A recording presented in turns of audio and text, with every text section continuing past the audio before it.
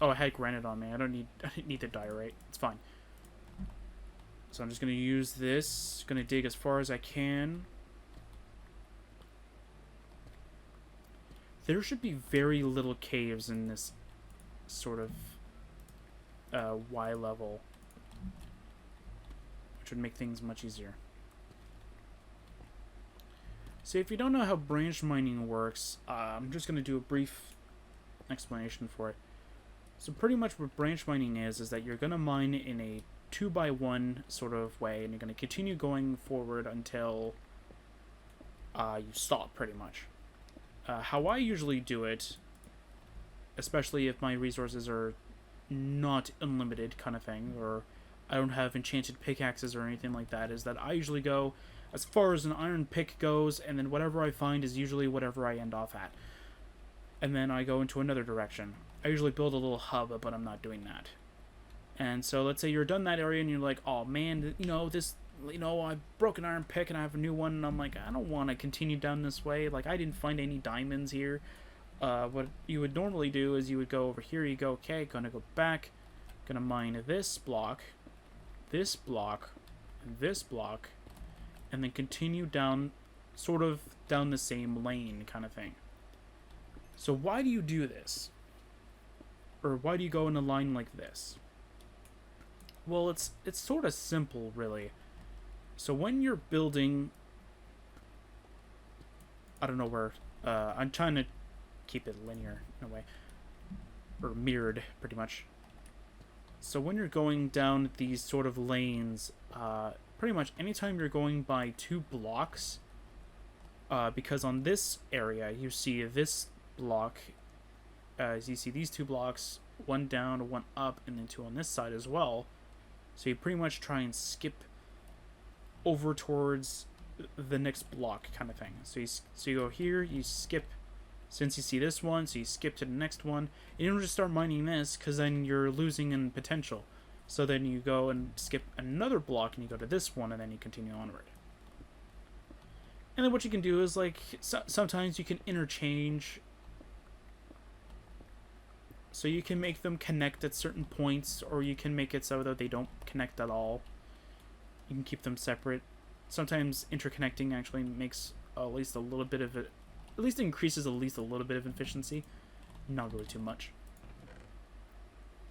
And this is why I made it so that I can make extra tools down here. Because of this. Plus, this farm is definitely not going to meet my standard. I'm going to make it bigger. But right now it's fine. Right now I'm just trying to build up the mine at least a little bit.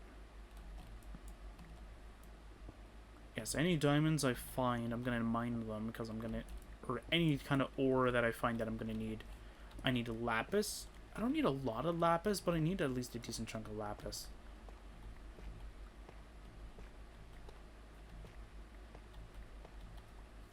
So I'm going to talk... actually, I should talk a little bit about the ore generation. So because the way that ore generation is now changing to 1.17, because we're able to mine into the negatives up until, I think it's negative 64, I think? Or that's what it was supposed to be.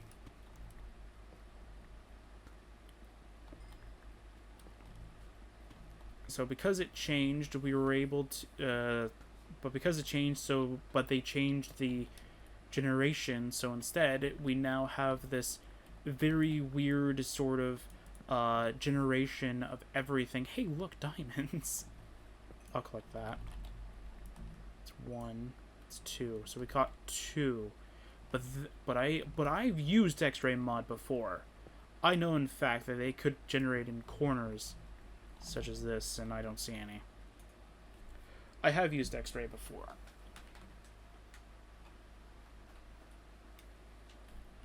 It was actually kind of funny, though. I might as well just create a diamond sword.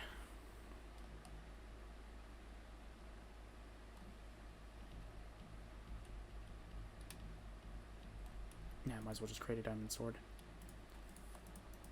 Boom! Diamond sword. Nice. I'm gonna go as far as this. I'm gonna go with as far as this iron pick will take me to over here. And I'm gonna go back. I'm gonna go make another iron pick. I'm gonna go towards the other area, so the area I started with, so this area. This is where I would do the slash enchant command just to increase efficiency, just so though we could just get this done and over with. See what kind of rewards we would have gotten and with less time. But unfortunately, we do not have that luxury. I'm trying to limit the amount of commands I use. I think I only used creative mode, I think, twice. And that was only because, like, I started working on the island, and then I was like, well, I need to record as well, so I might as well do the recording.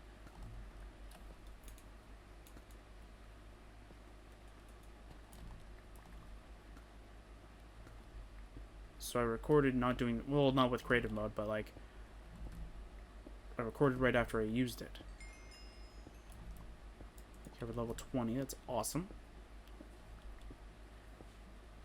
I don't really need redstone all that much. Iron, though, yes, I do need. Iron can replace my tools and can also do a lot of other things for me. Like, can make cauldrons. Is that everything? Yeah, it's everything, okay. Just gonna seal this bad boy up. Continue on our merry way. Okay, I was gonna say, is that ancient debris? What? How is it out of the nether? But no, it's not.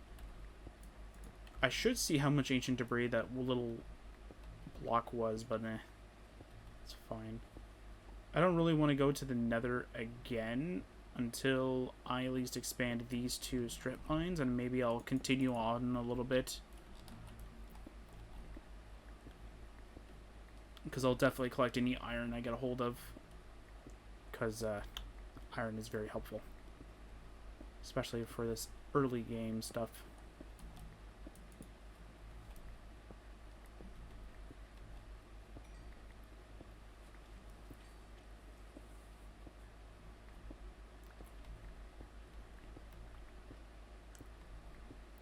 So I kind of want to also explain why one of the rules for Sercacraft is that at any point we can sort of spawn in our main structure pretty much anywhere at once, or anywhere we want. The reason why we ended up doing that, or at least the reason why me and my friend ended up sort of wanting to do that, is because of the fact that, like, anytime we start a new Minecraft world, we're sick and tired of doing stuff like this kind of thing.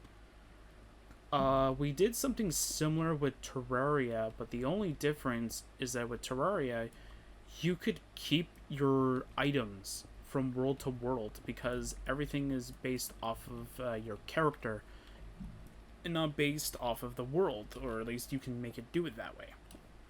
With, I think, the items are called the Piggy Bank, and the Safe, and I think the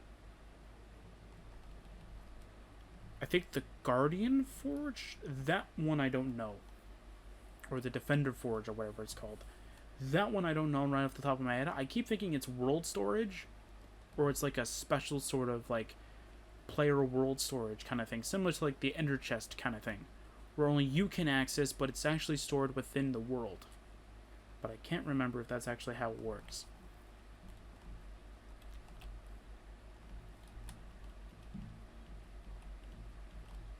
But anyway, yeah, that's pretty much what it is to me.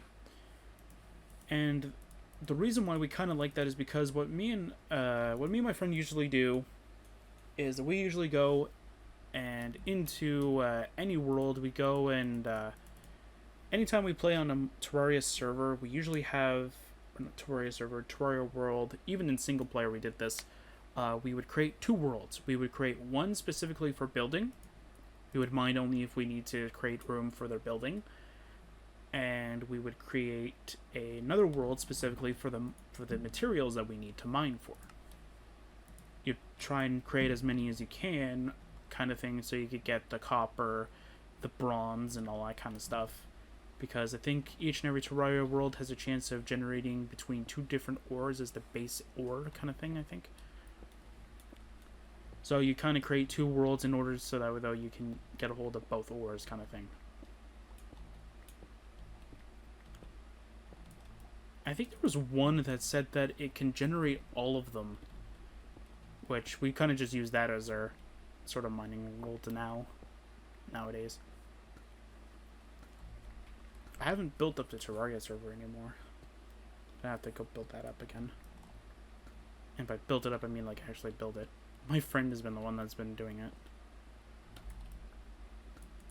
He's been telling me to build it on my computer now because his computer is getting really bad at generating the server. Literally for the Minecraft server now, it takes like 2 seconds. Which is amazing. I'm really happy that Cube is actually doing very well with just generating the server.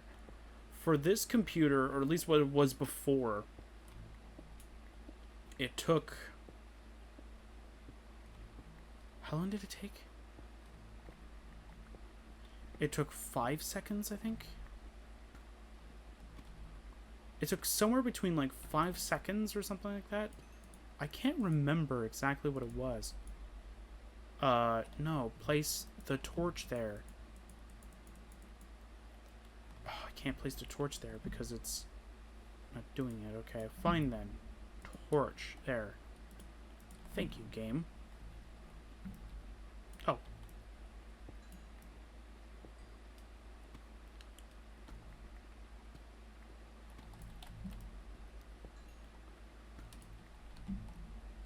I got 3 more diamonds. That's an extra diamond pick. Actually, I can now use my diamond pick because at least I can replace it. My bad.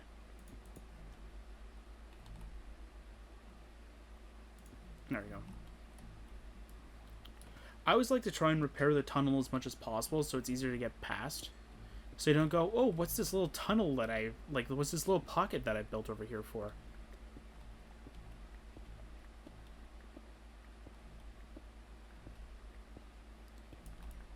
I also hate the deep slate stuff. It's also hard to pick, so it just makes it last longer.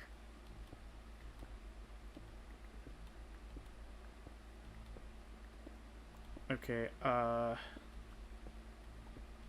when we reach night again, like I'm trying to look at the clock as well, when we reach night again, I'll head back into the nether, and we'll... actually, I should probably wait until the farm is pretty much near done. Oh, I don't know. Maybe we'll go hunting in the day, kind of thing. Try and find at the very least, try and find cows, and I'll try and lure them back.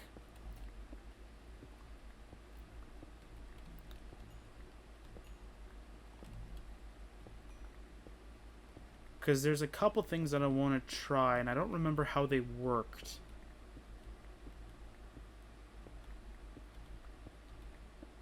So there's 2 different... There's a farm that I want to try and make because it's supposedly efficient in doing things, in getting the food.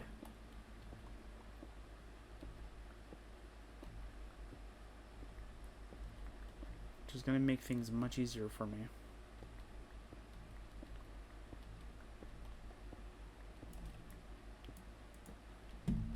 Trying to remember how it worked though, because I know it goes off of a Minecraft function, which is entity cramming.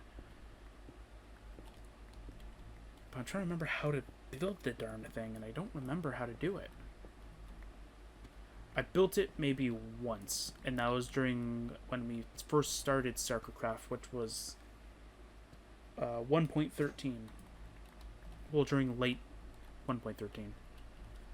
We were like in between 1.13 and 1.14 when we first created the technical server kind of thing. Just 1.13 was on LAN because my friend was visiting, so it was just easier to just make a LAN. And then we found a free service that allowed us to sort of create the server, so hey, I took advantage of that. Then it sort of kind of got really tedious to end up keeping the server online, because for them, they're not generating any money from us, kind of thing. So they're trying to, you know, save a few dollars. So pretty much what their server ended up doing was that it would turn off after a certain amount of time of inactivity. So if there was nobody on the server, they would turn it off, which was a problem for us because of the fact that we had AFK farms. So yeah, we had AFK farms. So pretty much what we ended up having to do was I tried to recover as much of the server as possible. So when I got this new sort of, and the ISP that I had before didn't allow me to do anything about port forwarding and all that for the server, so I had to kind of change providers, and this one allows it. So actually, not only does it allow it, it has it presetted specifically for Minecraft. So I was like, oh hey, there you go, click, now it's mine, now I have a server. So yeah, so that's a little bit of some Sercacraft history for you. I forget what that free service is. I might have to go figure it out again. But they also allow you, so though in the future, if you want to download the world, you can do it. That part I had a really rough time doing. For some reason, they use it's not free. What is it called?